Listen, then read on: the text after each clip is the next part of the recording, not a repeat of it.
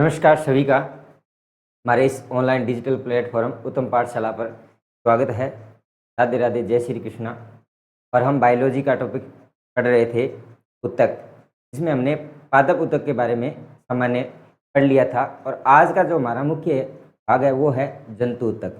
देखिए, पादप ऊतक और जंतु ऊतक दोनों ही प्रकार के ऊतक लगते हैं। ज़्यादा प्रश्न आने के चांसेस रहते हैं, वो रहते हैं आपके जंतु ऊतकों से। हो सकता है कई बार प्रश्न पादप ऊतक से भी उठाया जा सके, इसलिए हमने इसका 1 नंबर भाग है जो पढ़ लिया था। पादप ऊतक क्या हैं, कौन कौन से होते हैं, किस प्रकार का प्रश्न उसमें से आता है। चलिए आज हम स्टार्ट करने जा रहे हैं जंतु ऊतक। देखिए, वास्तव में जंतु ऊतक क्या होते हैं और ये किस में मिलते हैं। जितने भी आपके जंतु ऊतक हैं, जितने भी आपके जंतु ऊतक होते हैं वो सारे के सारे क्या है, मनुष्य सहित उच्च स्तरीय जंतु जितने भी होते हैं, चाहे वो पशु पक्षी कोई भी बात करें, उस स्तरीय जितने भी जीव जंतु हैं, उस स्तरीय जितने भी जीव जंतु होते हैं, उन जीव जंतुओं में क्या उपस्थित होता है, आपका जो जीव जंतु हैं उनके अंदर कौन उपस्थित होते हैं, उनके अंदर हमारे उपस्थित होता है जंतु ऊतक। ठीक है, जंतु ऊतक के बारे में जब हम बात करें तो हम इसके 4 मुख्य प्रकारों के बारे में पढ़ेंगे। जंतु ऊतक आपके मुख्यतः 4 प्रकार के होता है। 1 नंबर पे होता है उपकला, जिसको हम एपिथीलियम बोलते हैं। दूसरे होते हैं हमारे पेशीय ऊतक, तीसरे हमारे तंत्रिका ऊतक और चौथे हमारे संयोजी ऊतक। यानी मुख्यतः हम कितने प्रकार की बात कर रहे हैं, 4 प्रकार के ऊतकों की बात करेंगे। कौन कौन से, उपकुला ऊतक जिसके अंदर, जिसे हम एपिथीलियम भी बोलते हैं, पेशीय ऊतक और अपने तंत्रिका ऊतक, और अंत में हम बात करेंगे संयोजी ऊतकों के बारे में। चलिए देखिएगा, सबसे पहले देखिएगा उपकला या एपिथीलियम ऊतक। उपकला ऊतक यानी जो हमारे शरीर की बाहरी जो परत होती है, शरीर के बाहरी भाग का जो निर्माण होता है, या जो बाहरी सतह हम जिसको बोलते हैं, उस पर जो ऊतक उपस्थित होता है, उस ऊतक को हम कौन सा ऊतक बोलते हैं, उपकला या एपिथीलियम ऊतक कहते हैं। तो ये प्रश्न आ सकता है कि हमारे शरीर की बाहरी सतह का जो निर्माण है वो किसके द्वारा किया जाता है, उस सतह का निर्माण कौन करते हैं। तो हमारे शरीर की जो बाहरी सतह होती है, उस सतह का निर्माण किसके द्वारा किया जाता है, तो उपकला ऊतक के द्वारा किया जाता है। अस्तरयुक्त यानी कि इसके अंदर क्या होते हैं, अस्तर उपस्थित होते हैं, अस्तर उपस्थित होते हैं। और ये जो आपके अस्तर होते हैं इनको हम रक्षी स्तर बोलते हैं। क्या बोला जाता है, रक्षी स्तर कहा जाता है। यानी कि बहुत सारे स्तरों के अंदर विभाजित होते हैं, और अस्तर युक्त का मतलब है बहुत सारे अस्तर एक के बाद एक भाग इसके अंदर उपस्थित होते हैं, जो शरीर के अन्य भागों की क्या करते हैं, रक्षा करते हैं। इसलिए इनको हम रक्षी स्तर भी कहते हैं। क्या कहा जाता है, रक्षी स्तर कहा जाता है, रक्षी स्तर कहते हैं। रुधिर वाहिनिकाएं इसके अंदर क्या होती है, उपस्थित होती है। रुधिर वाहिनिकाएं इसके अंदर हमेशा ध्यान रखना, रुधिर वाहिकाएं आपसे जब भी पूछ ले तो ये इनके अंदर अनुपस्थित होती है। तो आपकी रुधिर वाहिकाएं हैं वो कभी भी इसके अंदर नहीं पाई जाती। ये इंपॉर्टेंट बात है कि ऐसा कौन सी चीज़ है जो एपिथीलियम ऊतक या उपकला ऊतक के अंदर अनुपस्थित होती है। तो कौन सी चीज़ अनुपस्थित होती है, आपके रुधिर वाहिकाएं हैं वो आपकी क्या रहती है, इसके अंदर अनुपस्थित रहती है। पदार्थों का आदान प्रदान आधारी झिल्ली के द्वारा किया जाता है। और ये पूछ लेते हैं इसका जो प्रक्रम होता है वो आपकी विसरण विधि होती है। कौन सी विधि होती है, विसरण विधि के द्वारा ये क्या करते हैं कि पदार्थों का आदान प्रदान एक झिल्ली द्वारा किया जाता है। उस झिल्ली का नाम होता है आधारी झिल्ली, और उस आधारी झिल्ली के द्वारा जब पदार्थों का आदान प्रदान किया जाता है तो उस आदान प्रदान को हम मुख्यतः क्या कहते हैं, विसरण विधि कहते हैं। विसरण विधि के द्वारा ये पदार्थों को एक स्थान से दूसरे स्थान तक भेजते हैं। तीसरा, जब हम इसकी बात करते हैं मुख्य कार्य, यानी उपकला ऊतक का जो मुख्य यूज है वो कैसे होता है। देखिए, शरीर की बाहरी एवं भीतरी परत का ये क्या करता है, निर्माण करता है। यानी हम अधिचर्म जिसको बोल सकते हैं, उसका निर्माण है, हमारे शरीर की बाहरी परतों का जो निर्माण है वो कौन करता है, एपिथीलियम ऊतक करता है। यानी जो हमारे शरीर की जो त्वचा बनी होती है उस त्वचा का निर्माण भी कौन करता है, आपका एपिथीलियम ऊतक करता है।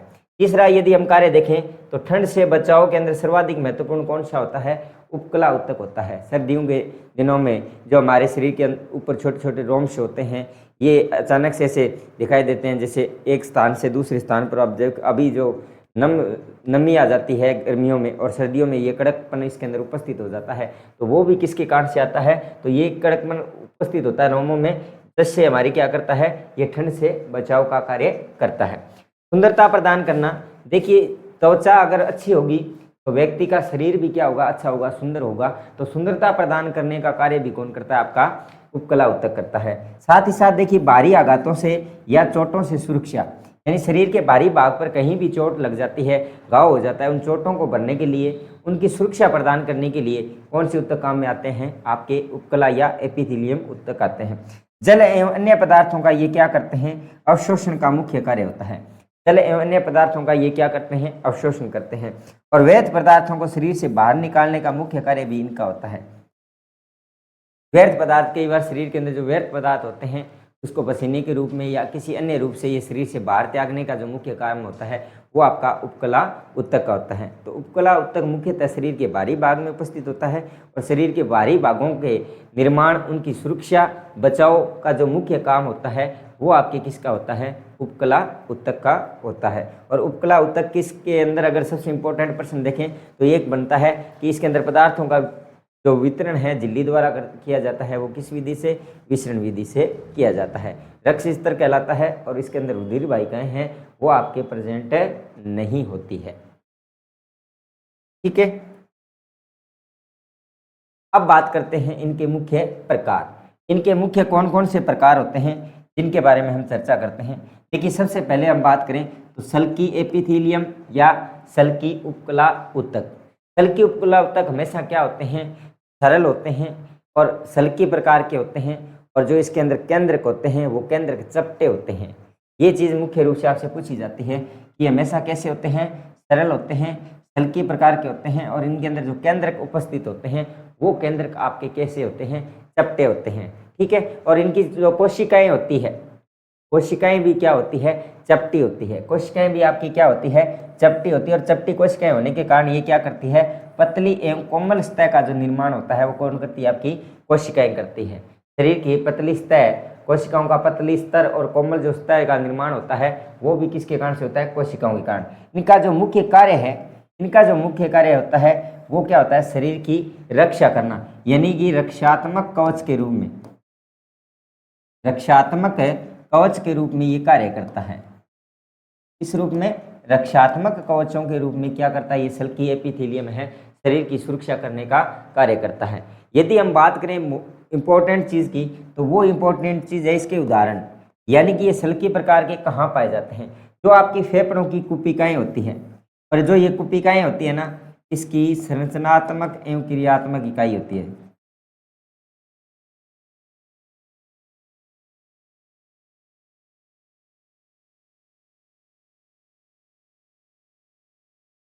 संरचनात्मक एवं क्रियात्मक इकाई, ध्यान करना किसकी, जो फेफड़ों की संरचनात्मक एवं क्रियात्मक जो इकाई होती है वो आपकी कौन होती है, कुपिकाएं होती है। तो कुपिकाएं जितनी भी है फेफड़ों की, उसके अंदर कौन सा उत्तक पाया जाता है, सल्की एपिथेलियम उत्तक पाया जाता है। साथ ही साथ यदि हम बात करें जो हमारे शरीर की रुधिर वाहिकाएं हैं, रुधिर वाहिकाएं होती हैं, उन रुधिर वाहिकाओं के जो स्तर बने होते हैं वो भी किसके बने होते हैं, सल्की एपिथेलियम। यानी रुधिर वाहिकाओं की जो भीतरी सतह, यानी जो भीतर का स्तर जो बना होता है वो भी किसके द्वारा निर्मित होता है, वो सल्की एपिथेलियम उत्तक के द्वारा होता है। यदि हम बात करें शरीर की बाहरी सतह पर भी ये प्रेजेंट होते हैं, शरीर के बाहरी भागों या बाहरी परतों में भी ये आपको देखने को मिल जाएंगे। साथ ही साथ रक्त नलिका की दीवारों पर, रक्त नलिकाओं की दीवारों पर किसका उपयोग होता है, तो वो आपके उपस्थित होता है सल्की एपिथेलियम उत्तक। यदि हम बात करें फेफड़ों के अंदर जो हमारे वायु कोष बने होते हैं, सबसे ज़्यादा इन्हीं वायु कोषों में मिलता है। और ये हमारी जो ग्रास नली है, ग्रास नली का जो अस्तर होता है वो भी किसका बना होता है, आपके सल्की एपिथेलियम उत्तकों का बना होता है। तो अधिकांशतः क्या देखने को मिलता है, सल्की जो है वो सरल और होते हैं, साथ ही साथ क्या करते हैं, शरीर के आंतरिक भागों की सुरक्षा करते हैं। आंतरिक शरीर के जो मुख्य भाग होते हैं उनकी आंतरिक परत या आंतरिक स्तर का निर्माण है वो कौन करता है, आपके सल्की एपिथेलियम उत्तक करता है। तो ये मुख्यतः एग्जाम्पल है, ये अच्छे से ध्यान रखना है कि फेफड़ों में, रुधिर वाहिकाओं में, इसके साथ साथ आपकी ग्रास नली और वायु कोषों के अंदर कौन सा उत्तक उपस्थित होता है या प्रेजेंट होता है या पाया जाता है, तो ये प्रश्न आपसे पूछा जा सकता है। नेक्स्ट देखिए, अगर हम नंबर 2 पे बात करें, सत्रित। सत्रित का मतलब होता है, सत्रित का तात्पर्य ये होता है कि इसके एक के बाद एक बहुत सारे स्तर उपस्थित होते हैं, एक के बाद एक बहुत सारे स्तर इसके अंदर उपस्थित होते हैं। ये स्तर क्या करते हैं, देखिए कोशिकाओं का एक के बाद एक कोशिकाएं, यानी बहुत सारी कोशिकाएं, एक के बाद एक कोशिका, ये कोशिका, ये कोशिका, ये कोशिका, ये कोशिका, यानी एक के बाद एक जब कोशिकाएं एक के बाद एक पैटर्न के रूप में व्यवस्थित होती है, इस कारण इसको क्या बोलते हैं, सत्रित उपकला ऊतक कह दिया जाता है। इसको क्या बोलते हैं, इसके अंदर कोशिकाओं का एक निश्चित पैटर्न उपस्थित होता है, यानी कि एक के बाद एक कोशिकाएं उपस्थित होती है। कोशिकाओं को इसका जो मुख्य कार्य है, एक ही कार्य होता है, जो प्रश्न में पूछा जा सकता है कि जो हमारी कोशिकाएं हैं उन कोशिकाओं का बचाव कौन करती है, कि कोशिकाएं कई बार क्या होती है, अपने आप फट जाती है, कोशिकाओं को फटने में बचाने के लिए, जैसे हम लाइसोसोम को आत्मघाती थैली बोलते हैं, उसी प्रकार से कोशिकाएं अपने आप फटे नहीं, उसको बचाव के लिए कौन सा ऊतक काम में आता है, तो वो आपका स्तृत एपिथेलियम ऊतक है, वो कार्य करता है। नंबर बात करते हैं 3 की, घनाकार। ये जो घनाकार हैं, घनाकार होते हैं, उसको मतलब घनाकार क्यों, यानी घन के आकार की कोशिकाएं, इसके अंदर कोशिकाएं हैं वो षटकोणीय, और दूसरा घन के आकार की कोशिकाएं उपस्थित होने के कारण इनको क्या कहा जाता है, घनाकार कहा जाता है। यानी कोशिकाएं कैसी होती है, षटकोणीय होती है एवं घन के आकार की होती है। दूसरा, यदि इनकी कोशिकाओं की बात करें तो ये ग्रंथिल होती है, यानी कि बहुकोशिकीय ग्रंथियों का क्या करती है, निर्माण करती है, इसलिए इनको ग्रंथिल भी कहा जाता है। अगर हम घनाकार की बात करें तो घनाकार कोशिकाएं हैं वो ग्रंथिल कोशिकाएं भी कहती है, क्योंकि ग्रंथिल ग्रंथियों का निर्माण करती है, साथ ही साथ एक के बाद एक कोशिकाओं के रूप में उपस्थित होती है, और उन कोशिकाओं का आकार है वो घन के समान होता है। यदि हम इसके मुख्य कार्य की बात करें, जब भी हम घनाकार की अगर बात आती है तो किसी भी पदार्थ का स्त्राव होता है और कुछ पदार्थों का हमें अवशोषण करना पड़ता है। हमारे शरीर के अंदर बहुत सारे ऐसे पदार्थ हैं जिनका स्त्राव करना आवश्यक है, जैसे मूत्र का स्त्राव, पसीने का स्त्राव, या बहुत सारी ऐसी चीज़ें होती हैं जिनको शरीर से बाहर निकालना आवश्यक होता है, और कुछ ऐसी चीज़ें होती हैं जिनका अवशोषण करना, जैसे छोटी आंत, बड़ी आंत के द्वारा भोजन के विशेष पाच्य पदार्थों का क्या किया जाता है, अवशोषण किया जाता है। उसी प्रकार से ये जो ऊतक होता है, इनका मुख्य कार्य क्या होता है, स्त्राव एवं अवशोषण का जो मुख्य कार्य है, विभिन्न पदार्थों के स्त्राव एवं अवशोषण का जो मुख्य कार्य होता है वो किसका होता है, वो आपके घनाकार एपिथेलियम ऊतक का होता है। अब ध्यान दीजिए, स्त्राव की जब हम बात करते हैं, लार ग्रंथियां क्या स्त्रावित करती है, लार स्त्रावित करती है। लार के स्त्रावण में भी कौन सा ऊतक सहायक होता है, तो आपके कौन सा होता है, एपिथेलियम, कौन सा, घनाकार एपिथेलियम ऊतक। देखिए लार ग्रंथि इनकी नलिकाओं का अस्तर और इनको यांत्रिक सहारा प्रदान करने में कौन सा ऊतक सहायक होता है, लार ग्रंथियों को स्त्रावित करने में, उनकी नलियों का अस्तर बनाने में और उनको यांत्रिक सहारा या मजबूती प्रदान करने का मुख्य कार्य किसका होता है, घनाकार का होता है। साथ ही साथ यदि हम बात करें गुर्दे या वर्कक की जब हम बात करते हैं, है ना, कि नलिकाओं के अंदर ये उपस्थित होता है, वर्षण एवं अंडाशय की ग्रंथि के निर्माण में भी ये सहायक होता है, क्योंकि ये वर्षण भी क्या करता है, पदार्थों का स्त्राव करता है, वर्कक भी क्या करता है, पदार्थों का स्त्राव करता है। साथ ही साथ ये थायराइड ग्रंथि का निर्माण भी क्या करता है, उपस्थित होता है। थायराइड ग्रंथि भी क्या करती है, हार्मोनों का और एंजाइमों का स्त्रावण करते हैं। हम देखते हैं कि बहुत सारी ग्रंथियाँ होती है जो हार्मोन का स्त्रावण करती है, साथ ही साथ आपके एंजाइमों का भी स्त्रावण करती है। तो जितने भी स्त्रावी पदार्थ हैं हमारे शरीर के अंदर, जिन के द्वारा पदार्थों का स्त्रावण किया जाता है, उन स्त्रावी पदार्थों में आपके कौन सा ऊतक उपस्थित होता है, तो वो आपके घनाकार ऊतक है, उन सभी के अंदर उपस्थित होता है। स्त्रावी पदार्थ का जब भी नाम आ जाए तो वहाँ पर कौन सा ऊतक करके आना है आपको, घनाकार एपिथेलियम ऊतक करते हैं। सल्की का मुख्य कार्य होता है कोशिकाओं को बचाना, इनका मुख्य कार्य होता है स्त्राव पदार्थों को स्त्रावण करना और उनका मुख्य रूप से अवशोषण करना। तो घनाकार के ये इंपॉर्टेंट पार्ट हैं, क्योंकि जितने भी स्त्रावित पदार्थ वाले हैं, जो भी अंग हमारे शरीर के अंदर उपस्थित होते हैं, उन सभी अंगों के अंदर आपको कौन सा मिलेगा, घनाकार एपिथेलियम ऊतक मिलता है। अगर हम बात करें स्तंभाकार, यानी कि एक के बाद एक, जैसे दो खंबे रखते हैं, एक के बाद यदि कोई दो स्तंभ बन जाते हैं, यानी स्तंभ के रूप में यदि कोई चीज उपस्थित है तो उसको हम बोलते हैं स्तंभाकार।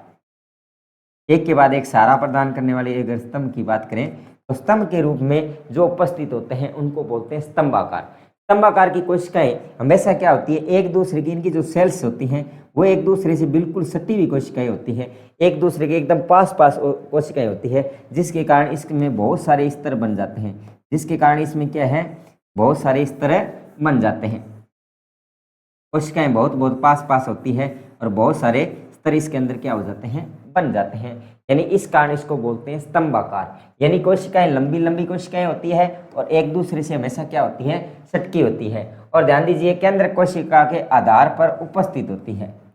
जो इसका केंद्रक है वो कहाँ उपस्थित होता है, ये प्रश्न पूछा जा सकता है। यानी कि जो आपकी कोशिकाएं होती हैं, यानी इसके अंदर जो कोशिका है, इस कोशिका के आधार भाग पर, इसके आधार भाग पर क्या उपस्थित होता है, इसका केंद्रक उपस्थित होता है। यानी केंद्रक इसके आधार भाग पर उपस्थित होता है। इसके सतह पर अंगुलीनुमा संरचनाएं पाई जाती है। यानी कि जो आपके स्तंभाकार है, उपकला उत्तक जिसको हम बोलते हैं, उसके ऊपर यदि हम देखें तो आपकी उंगली के समान जो संरचनाएं देखने को मिलती है, जिसको हम माइक्रोविलाई बोलते हैं। क्या बोलते हैं, माइक्रोविलाई कहा जाता है। ये भी अच्छा क्वेश्चन है। माइक्रोविलाई रोम जैसी संरचनाएं होती है, छोटी छोटी, यानी अंगुली की पर्वतनुमा संरचना हम बोलते हैं। सतह पर अंगुलीनुमा या पर्वतनुमा जो संरचनाएं होती है उसको माइक्रोविलाई कहा जाता है। और माइक्रोविलाई पर क्या होते हैं, आपके स्तंभाकार उत्तक हैं वो प्रेजेंट होते हैं। इसके अलावा यदि हम एग्जाम्पल की बात करें तो हमारी आंतें हैं, और आंतों में भी क्या है, मुख्यतः छोटी जो आंत होती है, उन आंतों के अंदर आपको क्या देखने का मिलेगा, उसके अंदर भी आपको स्तंभाकार उत्तक देखने को मिलते हैं। इसके अलावा देखो अमाशय, जो हमारा अमाशय है, भोजन के पाचन में अमाशय की बड़ी भूमिका होती है। और अमाशय का जो आंतरिक स्तर होता है, आंतरिक जो भाग बना होता है, उस भाग की जो सतह होती है, उस सतह पर भी आपके सबसे ज्यादा कौन सा देखने मिलेगा, भीतरी सतह एवं उनकी परतों के निर्माण में जो मुख्य भूमिका निभाता है वो आपका कौन सा निभाता है, स्तंभाकार निभाता है। यदि हम बात करें आपके पित्ताशय की, जो पित्त की पित्ताशय है, इसके अंदर पित्त एकत्रित होता है ना, पित्त की बात आती है तो पित्ताशय जो हमारा है, उस पित्ताशय की भीतरी स्तर का निर्माण भी कौन करता है, उसकी भीतरी सतह पर भी कौन सा उपस्थित होता है, तो आपके घनाकार होता है। देखिए इसका भी मुख्य कार्य क्या होता है, स्त्रावण एवं अवशोषण। स्त्रावण एवं अवशोषण क्यों कहा जाता है, देखिए अमाशय की बात आती है, विभिन्न प्रकार के पाचक रस स्त्रावित किए जाते हैं। आंतों में भी भोजन के समय विभिन्न प्रकार के पाचक रस स्त्रावित किए जाते हैं। अमाशय के अंदर भी भोजन के पाचन हेतु विभिन्न प्रकार के पदार्थ स्त्रावित किए जाते हैं। उनका अवशोषण भी होता है, पदार्थों को स्त्रावित भी किया जाता है, अवशोषण भी किया जाता है। तो मुख्य ध्यान रखना स्तंभाकार और अपने घनाकार का। ये स्त्रावी पदार्थों के, स्त्रावित करने वाले पदार्थों में जो अगर आप बात करें भाज्य भोजन के पाचन वाले जितने भी अंग आते हैं, जैसे अमाशय है, पित्ताशय है, इनके अंदर तो आपके क्या होता है, स्तंभाकार होता है। इसके अलावा जो ग्रंथियों के अंदर जो उपस्थित स्त्रावित पदार्थ है, उनको स्त्रावित कराने में जो सहयोग करने वाला होता है वो आपका क्या होता है, घनाकार उत्तक होता है। तो इनका ये अच्छे से आपको ध्यान में रखना है। नेक्स्ट देखिएगा पेशीय। पेशीय उत्तक क्या होते हैं, जो हमारी मांसपेशियां होती है, जो हमारे मसलर्स जो बने होते हैं, हमारी मांसपेशियों के अंदर जो उपस्थित होते हैं, उन्हें हम क्या कहते हैं, पेशीय उत्तक। पेशीय उत्तक का मुख्य कार्य क्या होता है, मांसपेशियों को गति प्रदान करना, मांसपेशियों पर नियंत्रण करना, उन पर समन्वय करना। जैसे हम हाथ हिलाते हैं, गर्दन हिलाते हैं, तो इन पर हमारा नियंत्रण कैसे होता है, मांसपेशियां कैसे कार्य करती है, उन सब कार्यों को, महत्वपूर्ण जो कार्य होते हैं उनको संपन्न कराने के अंदर जो उत्तक उपस्थित होते हैं, उन उत्तकों को हम क्या कहते हैं, पेशीय उत्तक कहा जाता है। देखिए जो शरीर की मांसपेशियां होती है, हमारे शरीर की जो मांसपेशियां होती है, उन मांसपेशियों के अंदर जो पाए जाने वाला, हमारे शरीर की जो मांसपेशियां होती है, उस मांसपेशियों पर पाए जाने वाला जो उत्तक होता है वो पेशीय उत्तक होता है। हम कहते हैं जंतु शरीर, जितने भी जंतु हैं उन जंतुओं के शरीर की मांसपेशियां हैं, उन जंतुओं के शरीर की मांसपेशियों से निर्मित जो उत्तक होता है, जितने भी जीव जंतु हैं उनकी मांसपेशियों से निर्मित जो उत्तक होता है वो आपका उत्तक कहलाता है पेशीय उत्तक। और पेशीय उत्तक की कोशिकाएं हमेशा पतली पतली कोशिकाएं होती हैं, लंबी होती है, बेलनाकार होती है, बहुनाभिक है, बहुत सारे सेंटर्स पॉइंट होते हैं। इसके अलावा ध्यान रखना शाखा रहित मांसपेशियों की जो कोशिकाएं हैं उसके अंदर क्या नहीं होती, अलग अलग शाखाएं नहीं होती है। उनके अंदर क्या नहीं होती है, उनके अंदर अलग अलग शाखाएं उपस्थित नहीं होती है। यानी कि इनकी कोशिकाएं लंबी, पतली, बेलनाकार, बहुनाभिकीय एवं शाखा रहित होती है। अब इसका मुख्य कार्य देखिए, प्रचलन। प्रचलन का मतलब है हाथ, पैर, अंगुलियां जिसको हम हिलाते हैं उनका प्रचलन करते हैं। दूसरा होता है स्थिलन, उनमें आराम प्रदान करना, एक गति प्रदान करना, एक होता है आराम प्रदान करना, यानी अंगों को गति प्रदान करना, अंगों में स्थिलन उत्पन्न करने का जो मुख्य कार्य होता है वो किसका होता है, इसका। यानी कि क्या है कि जो प्रचलन एवं विभिन्न प्रकार की गतियों के लिए जो आवश्यक होता है उसको हम क्या बोलते हैं, पेशीय उत्तक बोलते हैं। हमारे शरीर के अंदर गति प्रदान करने के लिए, गति प्रदान करने वाले अंगों के लिए जो है, उनके लिए जो आवश्यक ऊतक होता है वो कौन सा होता है? आपका पेशीय ऊतक होता है। प्रजनन के लिए आवश्यक जो ऊतक होता है उसको हम क्या बोलते हैं? पेशीय ऊतक कहा जाता है। साथ ही देखिए, शरीर के अंदर जो मांसपेशियों का निर्माण है, हमारे शरीर की मांसपेशियों पर निर्माण करना और उस पर नियंत्रण करने का जो मुख्य कार्य होता है वो किसका होता है? पेशीय ऊतकों का। यानी कि मांसपेशियों का निर्माण किसके द्वारा होता है और उस पर नियंत्रण एवं समन्वय जिसकी हम बात करते हैं, मांसपेशियों का निर्माण एवं नियंत्रण करने का जो भी मुख्य कार्य होता है वो आपके पेशीय ऊतकों का होता है।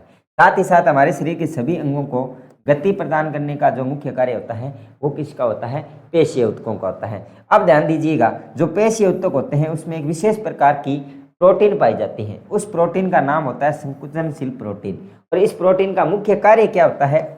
इसका जो मुख्य कार्य है, इसका ही मुख्य कार्य होता है कि शरीर के अंदर संकुचन एवं स्थिलन उत्पन्न करना। संकुचन एवं स्थिलन उत्पन्न करना, यानी कि जो हमारा जो इसका मुख्य जो कार्य है इस प्रोटीन का, वो मुख्य कार्य क्या होता है? मुख्य जो कार्य है इसका जो मुख्य कार्य यही होता है कि शरीर के अंगों में प्रचलन, संकुचन एवं स्थिलन उत्पन्न करने का लिए जो विशेष प्रकार की प्रोटीन पाई जाती है उसको हम बोलते हैं संकुचनशील प्रोटीन। देखिए, विशेष प्रोटीन का नाम पूछा जा सकता है। और ये प्रोटीन क्या करती है? जितनी भी संकुचनशील प्रोटीन होती है वो क्या करती है? संकुचन स्थिलन से क्या होता है? हमारे शरीर के अंदर संकुचन होता है, स्थिलन होता है, और इन दोनों की गतियों के कारण ही शरीर में क्या उत्पन्न होती है? गतियाँ उत्पन्न होती हैं। गति उत्पन्न करने के लिए शरीर के अंदर क्या होना जरूरी है? संकुचन एवं स्थिलन होना अति आवश्यक है। तो संकुचन और स्थिलन किसके द्वारा होता है?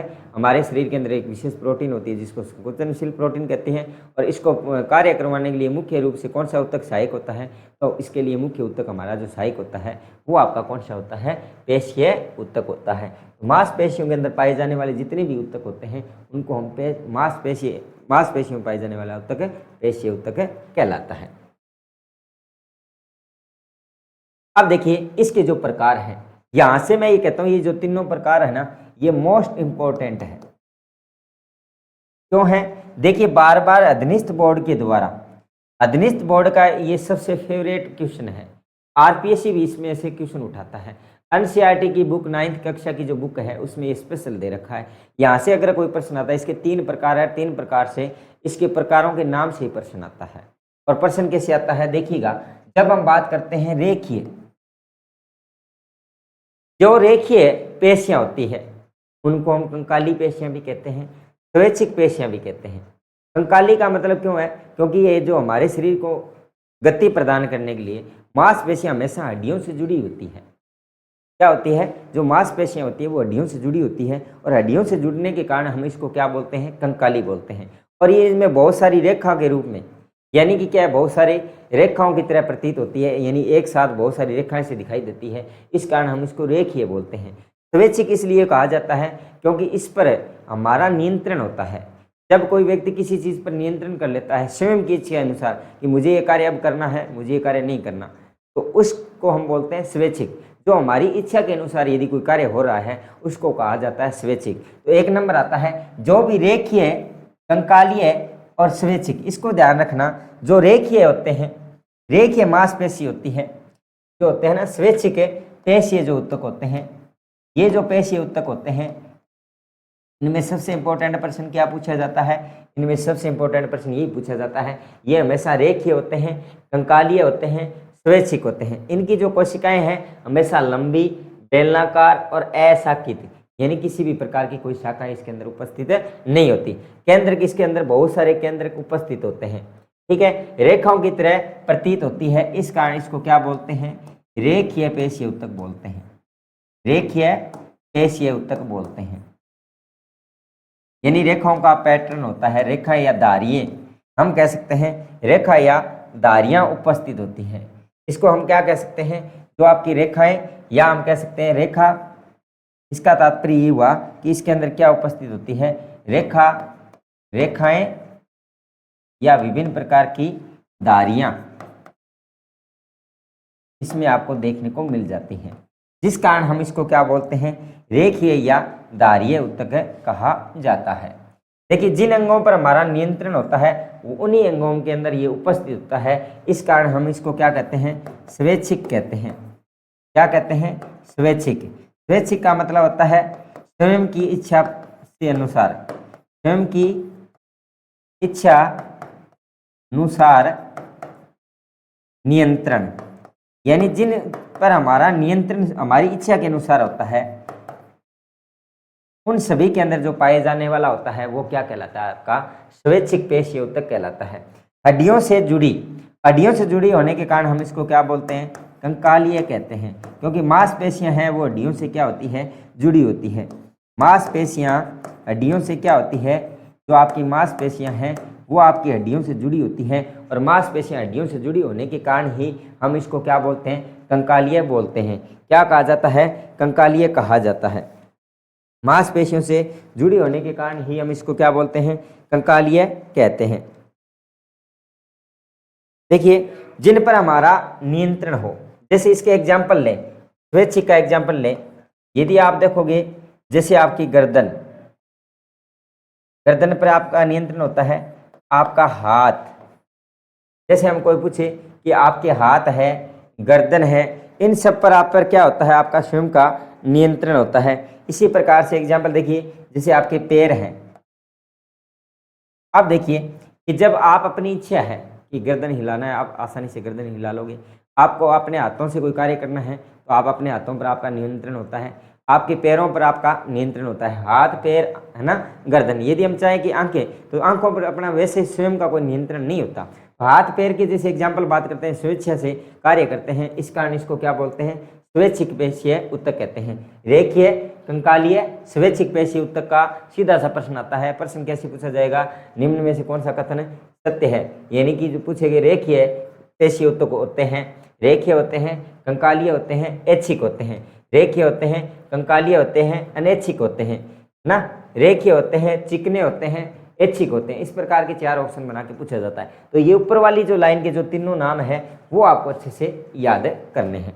नेक्स्ट देखिएगा, नेक्स्ट जब हम बात करते हैं अरेखीय, चिकनी और अनैच्छिक। अरेखीय, चिकनी और अनैच्छिक।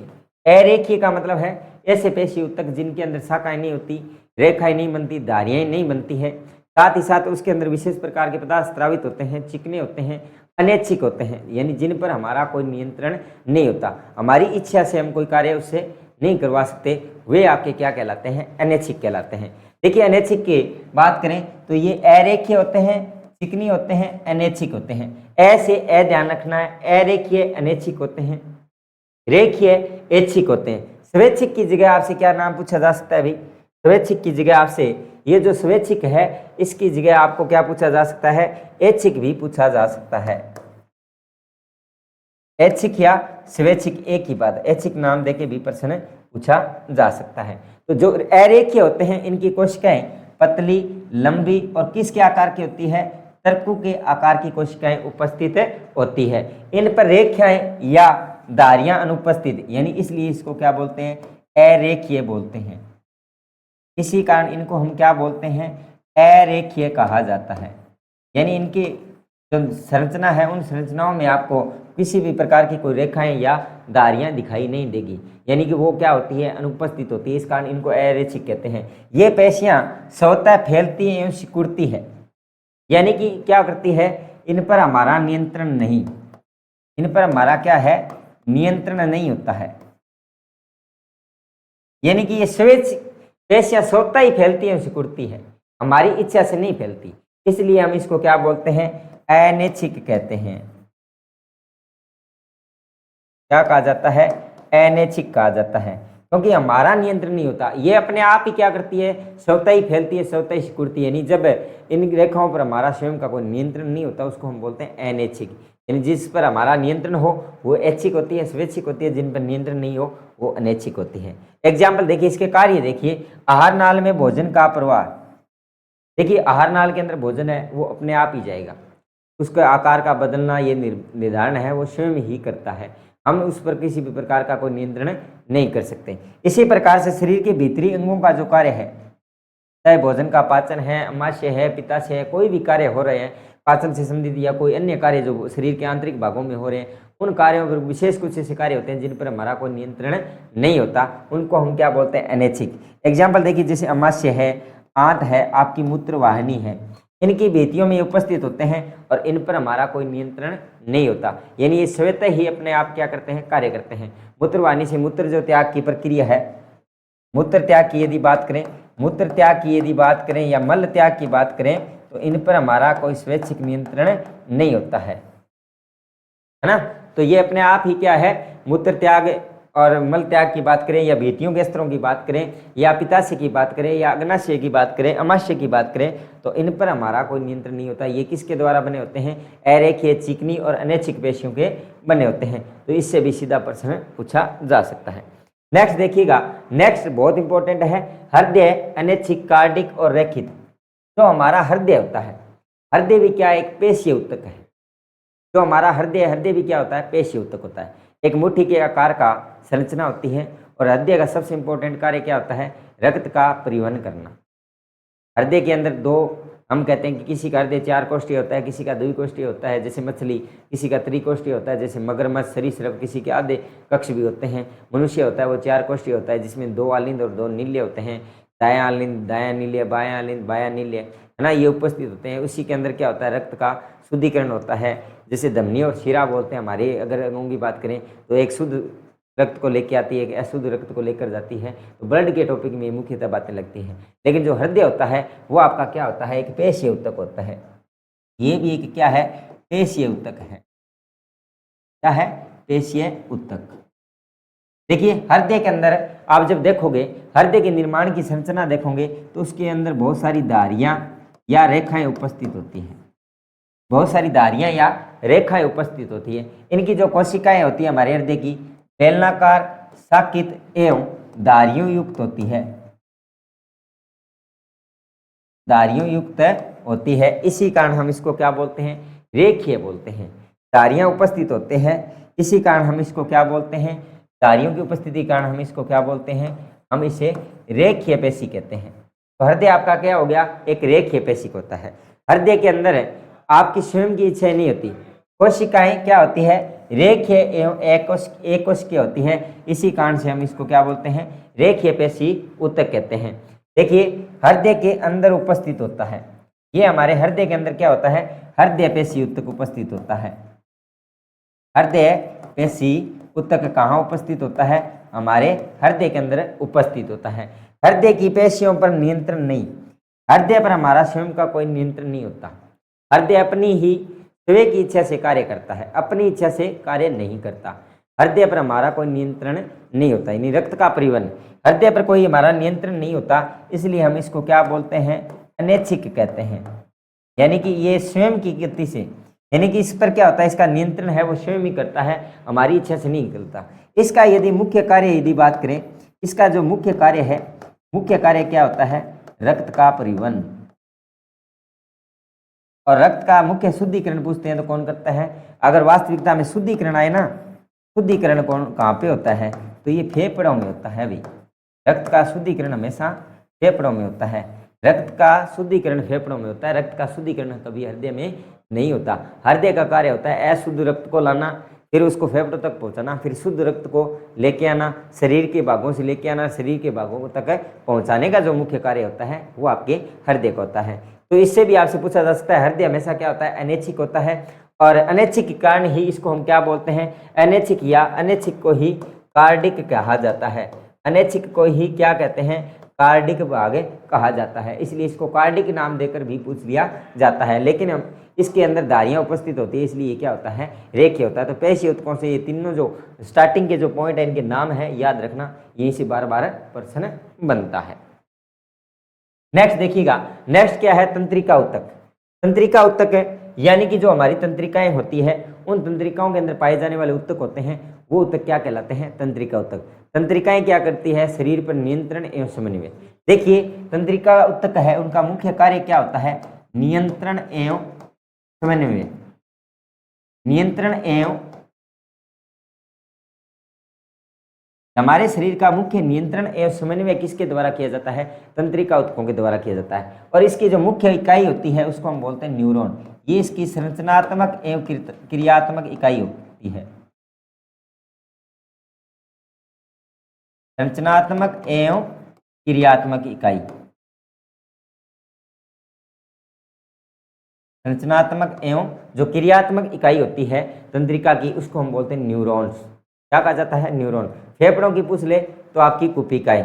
तो ये देखिए, ध्यान दीजिए, जब तंत्रिका ऊतक की बात करते हैं तो इसके अंदर सबसे मुख्य चीज आती है हमारा मस्तिष्क। हमारे सोचने विचारने की जो क्रियाएं हैं वो किसके द्वारा नियंत्रित होती है? हमारा मस्तिष्क। बोलने, सोचने, विचार करने, कोई भी कार्य करने के लिए क्या होती है? इसके अंदर विशेष प्रकार की तंत्रिकाओं में सबसे पहले आता है मस्तिष्क। दूसरा आता है मेरुरज्जु, या जिसको हम बोलते हैं रीढ़ की हड्डी।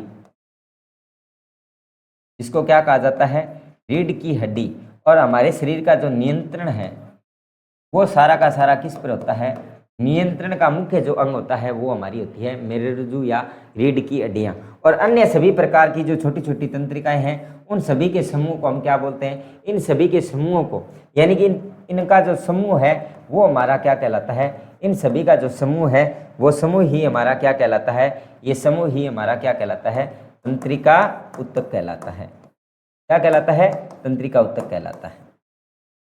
क्लियर? अब देखिए, कार्य इसके क्या होते हैं? हमारे शरीर की गतिविधियों में नियंत्रण एवं समन्वय करने का जो मुख्य कार्य होता है वो किसका होता है? हमारे शरीर की गतिविधियों में नियंत्रण एवं समन्वय का जो मुख्य कार्य होता है वो किसका होता है? तंत्रिका ऊतक का। और सबसे इंपॉर्टेंट बात है संवेदनाओं को भेजना।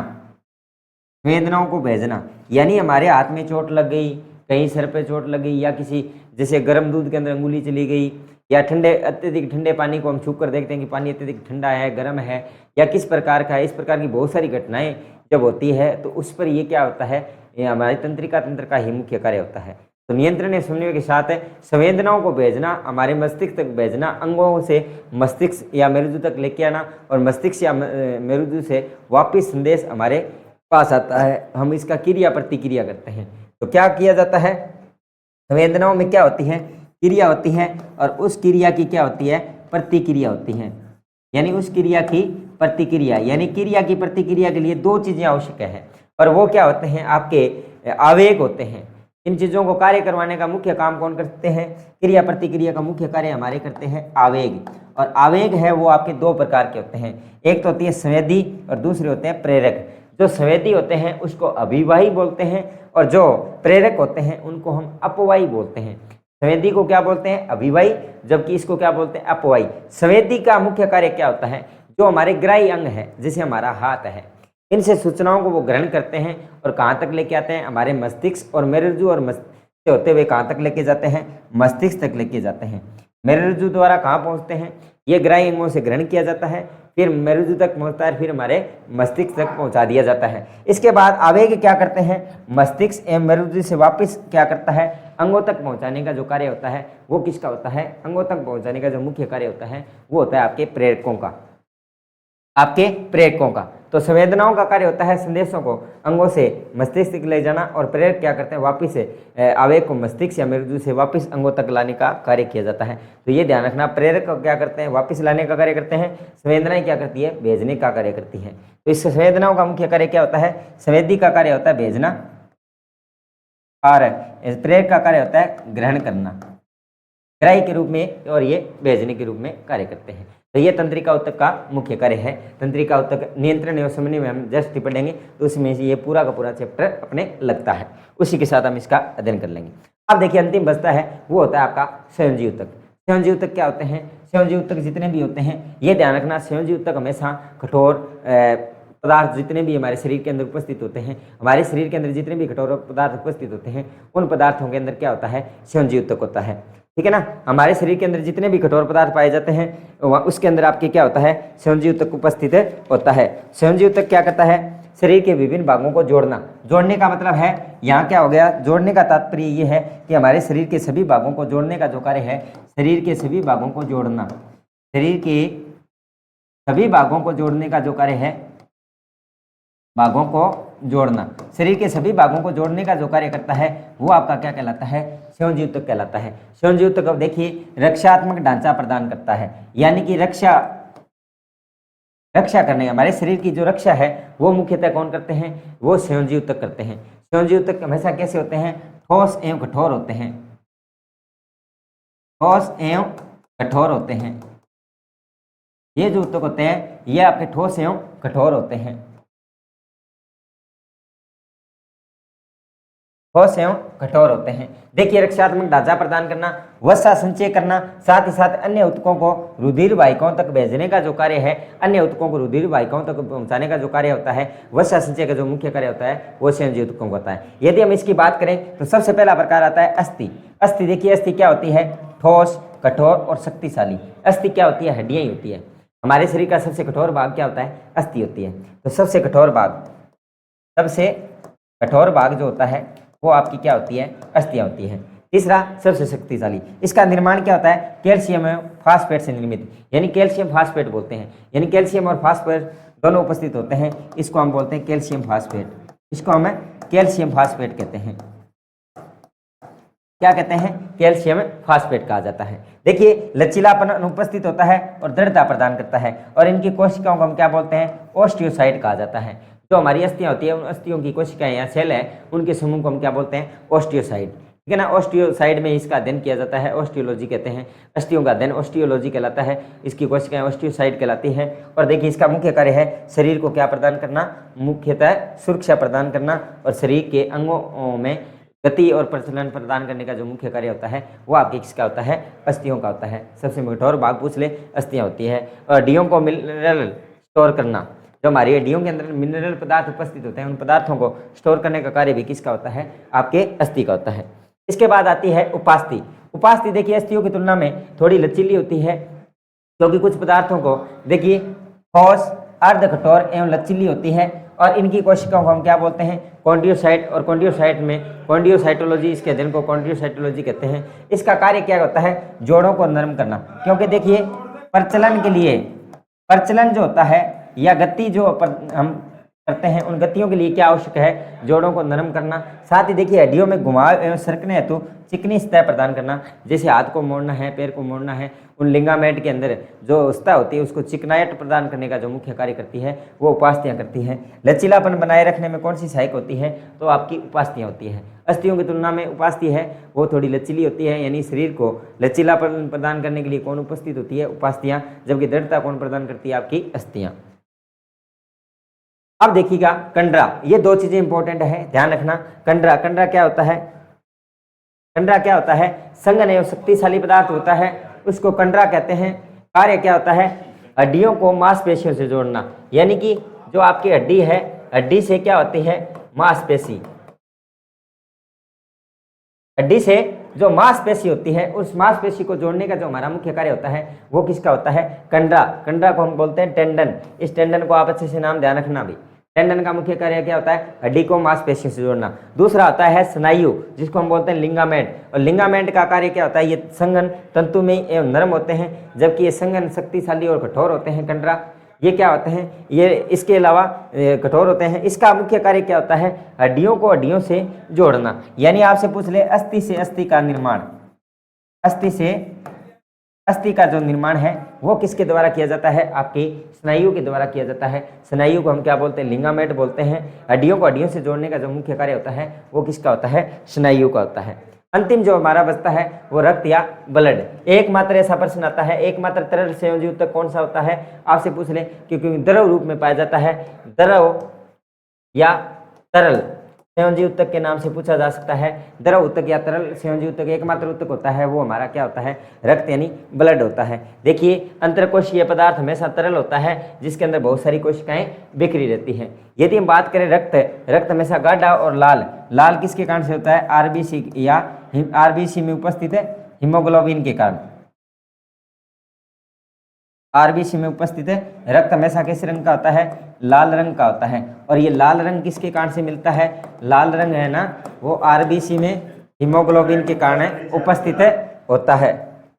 ठीक है, अब देखिए इसके अंदर स्वाद हमेशा नमकीन होता है और रक्त हमारा क्या होता है, अपारदर्शी होता है। शरीर में मात्रा की बात करें तो हमारे शरीर के वजन का टोटल लगभग 7% भाग है वो इसका होता है। इसकी उत्पत्ति इंपॉर्टेंट है। इसकी उत्पत्ति किससे होती है? आपकी भ्रूण होता है, उस भ्रूण की मेसोडर्म से इसके रक्त का निर्माण होता है। रक्त के मुख्य भाग की बात करें तो प्लाज्मा और रक्ताणु होता है। इसमें 55 से 60% भाग होता है, ये 40 से 45% भाग होता है। यदि इसकी बात करें तो आरबीसी, डब्ल्यूबीसी और प्लेटलेट्स है वो आपके मुख्य रूप से देखने को मिलते हैं। ठीक है, तो ये हो गए हमारे जंतु ऊतकों के मुख्य प्रकार। यहाँ से आपसे एक अच्छा क्वेश्चन पूछा जा सकता है। तो आप एक बार ना क्लास देखने के बाद लाइक और शेयर कर दें, साथ ही साथ एक छोटा सा कमेंट कर दें। मिलते हैं अब एक बायोलॉजी के नए टॉपिक के साथ, तब तक के लिए धन्यवाद।